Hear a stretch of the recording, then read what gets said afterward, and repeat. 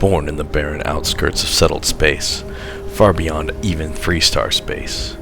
Your life was shaped by survival long before you ever understood what living truly meant.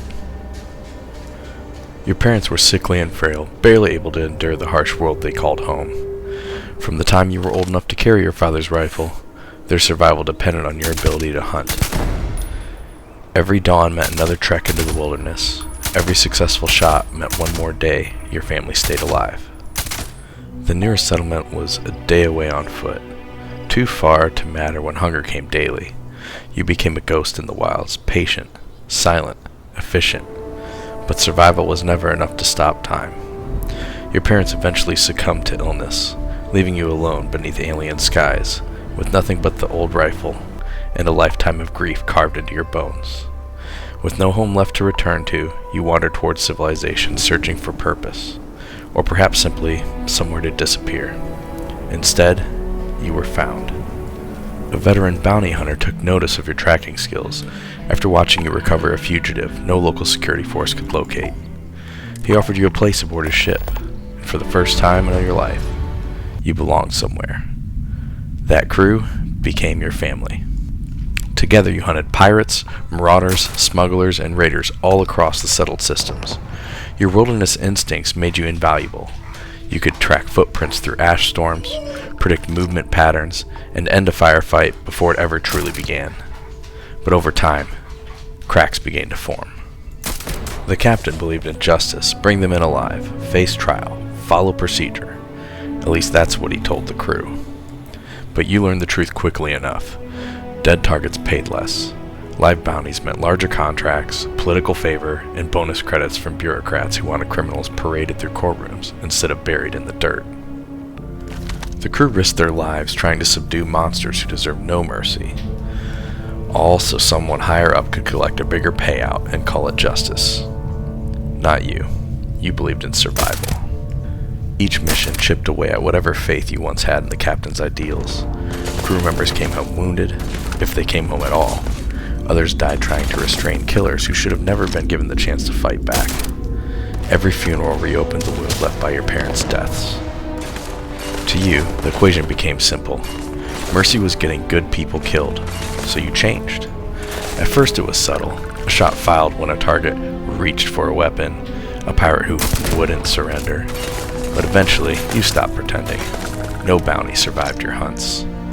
Your efficiency became legendary. Missions ended faster, casualties dropped, the crew made more credits than ever before.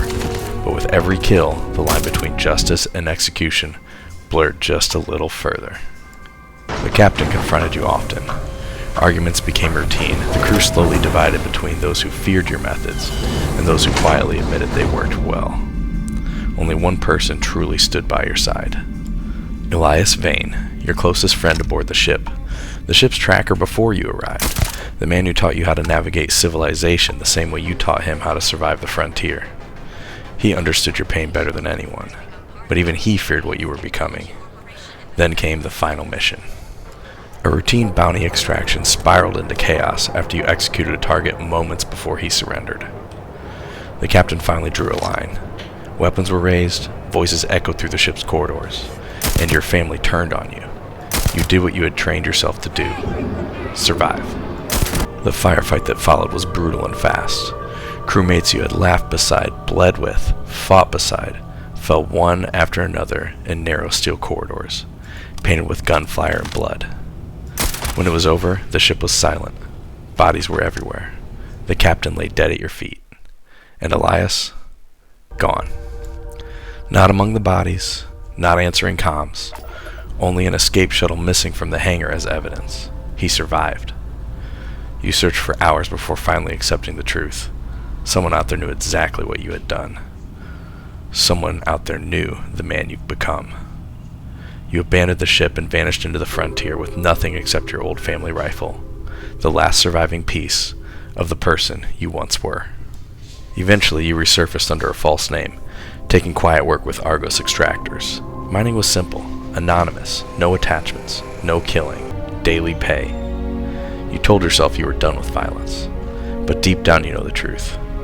The settled systems are too broken to stay clean for long, and somewhere out there, Elias Vane is still alive, waiting to decide whether you deserve redemption or a bullet. Alright, welcome to The Last Huntsman. Let's go over our background and traits. Man, Bounty Hunter, I feel like everyone uses on every build because the bonuses are great. It makes sense with our character. He's a bounty hunter, right?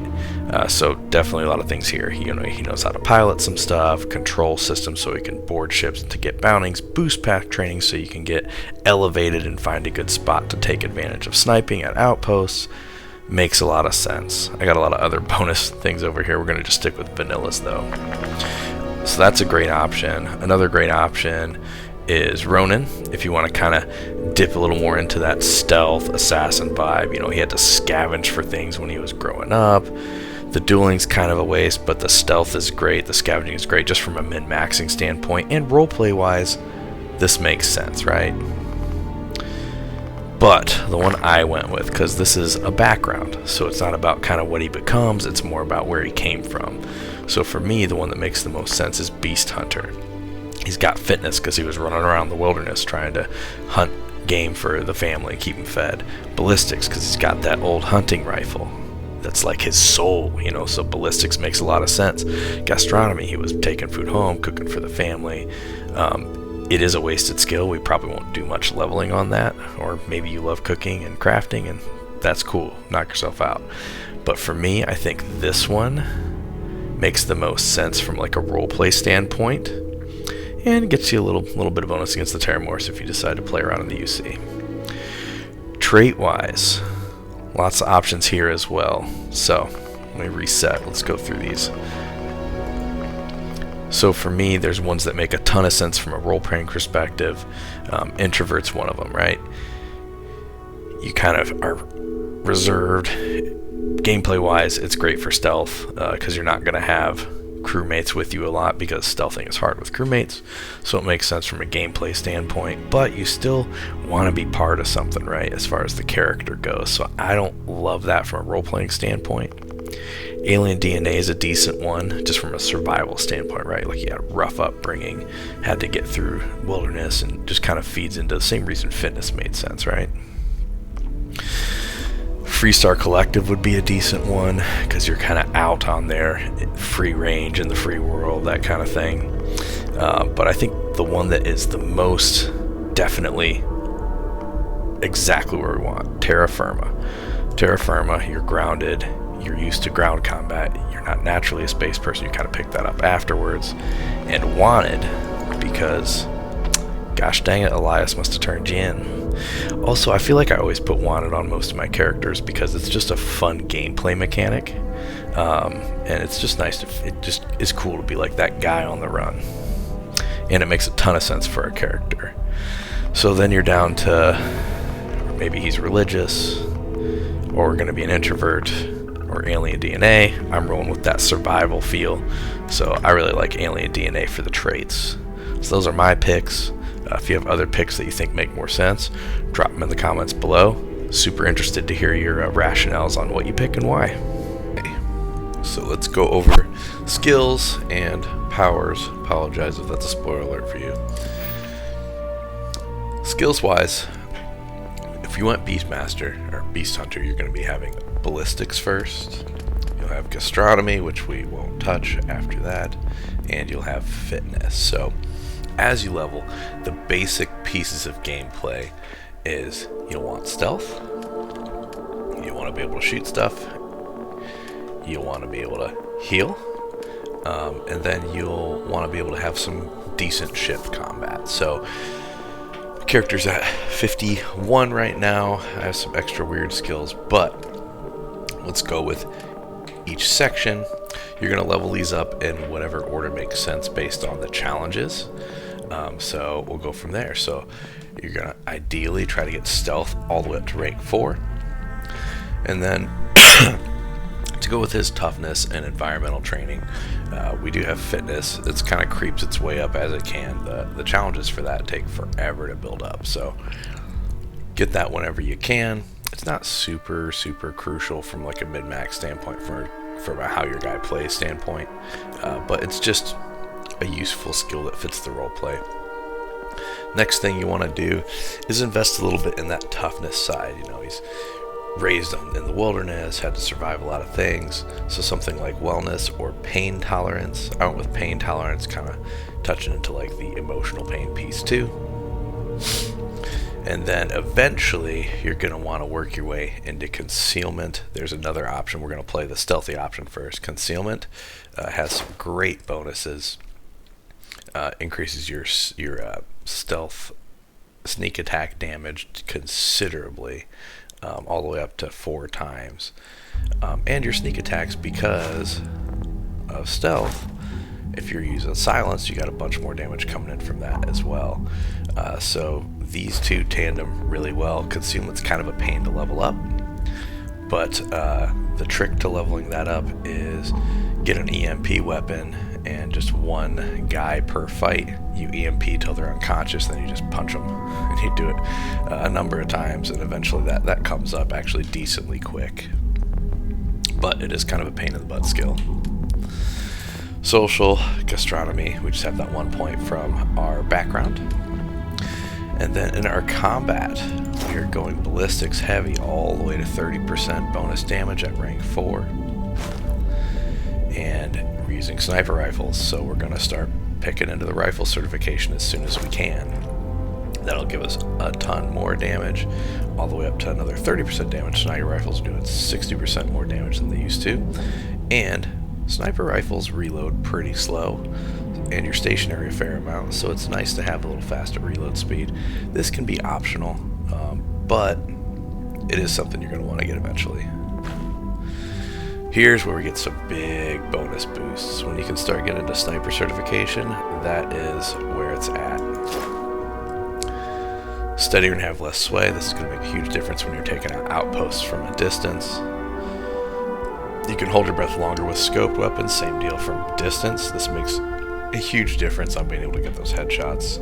Speaking of which, rank 3, headshots while aiming scoped will have an additional 25% critical chance. They already have a pretty high critical chance before that.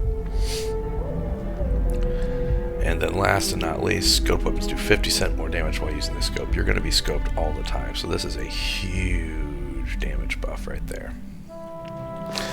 Now, if you didn't go for concealment, there are a couple other options here. Marksmanship is okay. It increases your critical hit chance with non-automatic weapons. So this is giving you even more chance of dinging that critical chance. But I think the one that's a little better, if you're skipping concealment and going this way, is sharpshooting. So you're already going to be critting a pretty good amount of time, but you're going to get another 50% critical damage on rank 1, which is awesome. There's some body part shooting damages, so you're going to have a pretty high crit chance anyway, but this rank 1 is huge, a huge bonus.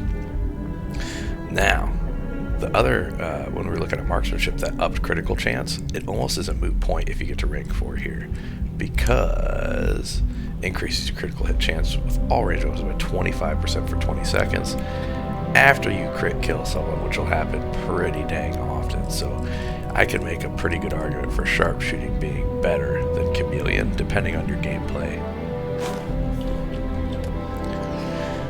Science! So early game especially, medicine is super important. It just makes your trauma packs, emergency kits, and whatnot work better. And initially you are pretty squishy and you are not all that sneaky, so this is super valuable. Plus it goes back into his background of being in the wilderness, kind of having to take care of himself, take care of his parents, so it just kind of fits from a role-playing perspective. I definitely get this and rank it up far as you can. Toward the end of the game, we're going to be touching into weapon engineering. As you develop, you're getting better at customizing your weapon, retrofitting stuff. Fun way to play is get your old hunting rifle and try to keep that as upgraded as possible until you get a hold of a hard target. We'll get into the weapons section next. For the tech tree, piloting matters, right? The better ships you get, the better you perform. Since we're not investing a ton over here, a better ship category makes a pretty huge difference. targeting control system is going to let you damage systems better, so you can do more shipboarding if you're really trying to do the capture bounty people, or if you just like, you know, dealing with them in the hulls of the ship instead of from space. I went ballistic systems. Really, everyone knows particle beam systems is the best in the game, so you could wait and just give it out in there. But the ballistics just seem to fit better with his progression as a character. You want boost back training, at least one level of it, so you can get up to where you want to be to start sniping. And then just for survivability, the shields are nice. So that is your skills character build for this guy. And then of course always drop one in security so that you can use computers, open basic things. Okay, as far as what weapons and gear you're wanting to pick, early game you're just looking for things that look a little more ragtag, maybe some mismatched pieces, but your end goal is going to be the bounty hunter suit. Bounty hunter suit looks real good. It's sleek, it's not super bulky, it looks obviously like a bounty hunter. And that's kind of the name of the game for this guy. We want like effective combat things, but not giant clunky. I don't want to look like some giant soldier running into the world. I want to look like a little more like sneaky, a little more tactical. Backpack, you're going to want something like the Deep Seeker pack. Just because the size of it, it's just smaller, less obtrusive, gives you a better silhouette, a little more sleek. Deep recon space helmet's what we're rocking here. Man, I feel like I always go Deep Seeker right there. Sorry, Deep Seeker is kind of your hardcore, beefy bounty hunter look. This one felt a little more recon-y, a little more snipery, so I went with the Deep Recon space helmet. Still has a pretty small silhouette, and I just think it looks good. Weapon-wise, your main is going to be, of course, when you're starting out, your Old Earth hunting rifle. Feel free to mod that away, add silencers, add suppressors to it, do all the things to trick it out. But eventually, when you get high enough level, you'll start seeing hard targets drop. Hard target is bar none the best. I know some people like the mag sniper, but when you look at the numbers and how they bear out, it just works better. This is an advanced hard target, so it's one of the higher starting platforms for it. But as you can see, like, it's 435 damage, and it's normal. There's nothing crazy going on here. Do have a couple mods put on there. These are my personal favorite mods to throw on the thing. Suppressor, of course. Some of them are because they work better. Some of them are just because they look cooler. The medium sight here, I'm not seeing why it says recon laser sight, because it's got the recon laser. But the I like the 4x zoom rather than the 6x zoom. I feel like it just works better. It gives you enough zoom, but then when you're inside buildings, it's not too close that it messes everything up, makes it hard to use. So those are the gear pieces we are looking at. Okay, factions and role-playing. So this is the fun part. So the factions and role-playing piece, it works best when you treat all factions not as something you specifically believe in with this character, because he doesn't really believe in institutions anymore after he was kind of failed. You're looking at it more as ways of proper survival. He's constantly asking who's worth helping, who's going to get innocent people killed, and that makes your role-playing decisions a lot more real and simple. So the biggest faction he's going to work through is Freestar Collective. This is kind of his primary. This is the closest thing to his spiritual home. Not because he loves like organizations and government, but because he understands frontier people. So he's sticking up for farmers, settlers, ranchers, people surviving just away from safety, the safety net of like a city. These are his people. So how you want to role play it is you respect survival, self-reliance, practical justice, and protecting ordinary people. He hates corruption, weak leadership, political compromise. He'll help Freestar Rangers because somebody has to protect the frontier, not because he is law and order and wanting to be a cop or an authority figure. But as you go through, he's going to increasingly become uncomfortable with bringing people in alive, and that tension is perfect for this character, especially, no spoilers, toward the end. So if you have the Trackers Alliance DLC, which you definitely should for this character, it fits perfectly. This is your bounty hunter faction. You're not joining them because you believe in them. Again, you're joining for survival. They pay well, they don't ask questions, they respect skill over morality. This is just a more honest version of kind of what he was already doing. His internal philosophy is going to be alive or dead, doesn't matter, just complete the mission. The system failed, but this gives them an opportunity to not fail because it's not a direct controlled system. If they're marked, they're already gone. So that there's a cool mechanic where you use your scanner to see who's wanted and who's not. And you can find these people all over the place, and you can try to take them in, you can try to negotiate, or you can just execute them, and that's more what he's going to be doing. He doesn't see himself as evil, he's just efficient at his job, which in the end is going to protect lives. So it took me a minute thinking through Ryujin and whether to use them or not, because mechanically it fits so good. But man, they're kind of like the evil corporate overlord people of the game. So you can decide to skip it entirely, or you can play it, but again, more with the mindset of survival and respecting the efficiency of how they get things done. But man, they reward stealth, precision, professionalism, like all the things that your guy was about. You totally understand the morally gray work that can happen here, given the history. You don't really care about the corporate loyalty, you care about efficiency, competence, and control, so you can totally make it work. So role-playing wise, his view is going to be, well, at least they're honest about the way they are, unlike governments pretending to be righteous.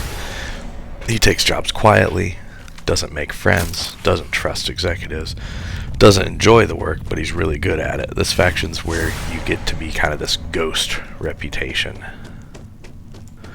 Another faction that's conditional and doesn't make a lot of sense at first until you kind of look at it through the story evolving would be United Colonies. So this is where your internal conflict gets interesting.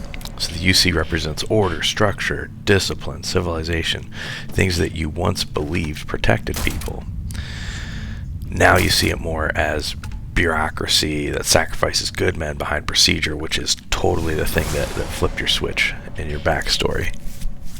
So how you could roleplay this if you decide to play UC is you start cooperative but skeptical. Over time you become frustrated with all the red tape, you increasingly start to ignore protocol, you start taking direct action when leadership hesitates. The questline should feel like, can structured justice still work? And you slowly deciding, no, not really. Faction you would avoid at all costs, in my opinion here, is going to be the Crimson Fleet. So you don't hate the pirates because they're criminals, you hate them because they're reckless and get a lot of innocent people killed. They're known for terrorizing civilians, creating chaos, harming innocent people for process, getting good people killed unnecessarily. So to our character, they're undisciplined predators, kind of the antithesis of him. You can definitely do the infiltration, but play it like you're an undercover hunter, a cold observer, just disgusted by them and trying to like wipe them off the map as efficiently as possible, using the sys-def missions to do that. Constellation we of course will be playing. This is kind of like the more character building deep work side. It's secretly the emotional core of the build. Constellation is the first group since your old clue that trusts you, accepts you, and gives you purpose.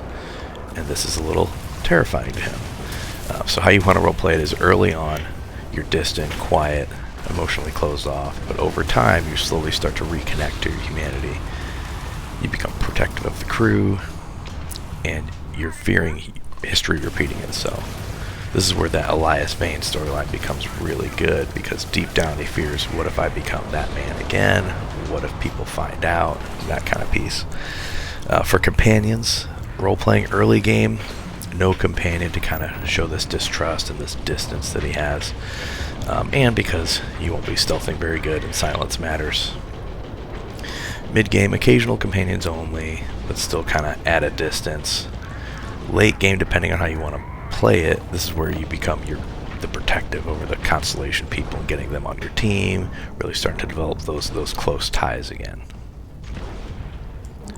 Okay, so we're going to go over an overview of how to handle decisions from a role-playing standpoint, and that'll guide you pretty much through everything you do in the game. Spare criminals? Almost never.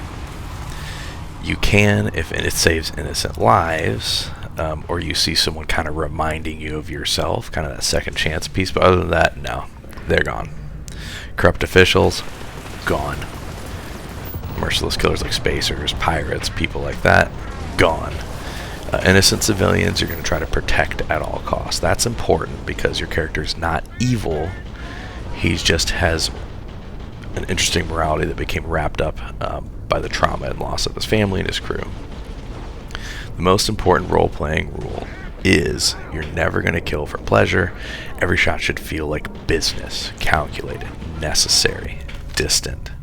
No taunting, no cruelty, no chaos. Violence is simple. It's just the fastest way to get everyone out of there healthy that needs to be there healthy. My set's going to make him a little more compelling rather than just like some edgy psycho sniper. So there's a lot of ways you can play through this, but kind of what I think is the best for story development is going to be first you're going to play through some of the Constellation main story. This is like your survival phase. Next, you're going to kind of work through the Freestar Collective and kind of get your roots back onto you. Then we're going to go into like our contract phase, which is going to be Trackers Alliance, Ryujin Industries. 4, if you choose to, playing through UC Vanguard. And then 5, we are taking out the Crimson Fleet. Very important vibe check things that you want to get hold of an old hunting rifle as fast as possible, because that's kind of your soul of your character there. Upgrade it and always have it in your inventory. Even if it's not optimal, it's part of who you are. I used it until toward the end when I got a hold of a hard target, and I couldn't justify using it because the difference in damage was so much. But it's still in my inventory. When I'm walking around town, I still have it strapped on. If you have companions, you can play it either way. If you have them, you're really trying to protect them, keep them safe, or just don't have them and keep that distance. And then lastly, you do not negotiate, you execute. So if there is an opportunity to negotiate with a criminal, you don't take it. You're finishing the job. You're ending the threat as soon as possible. Alright, that is the build for the Last Huntsman. So next up, we got in the cooker a couple different options. Be sure to like, comment, and subscribe. And comment and let me know. Are you interested in seeing a ritualistic serial killer build? Are you interested in seeing a long-haul trucker kind of Firefly, Mal Reynolds style? Or maybe a disgraced prize fighter? Those are all 3 that I got kind of built out, and I am getting the material together to put the video out. So comment below and let me know which one you're most interested to see. See you guys next time.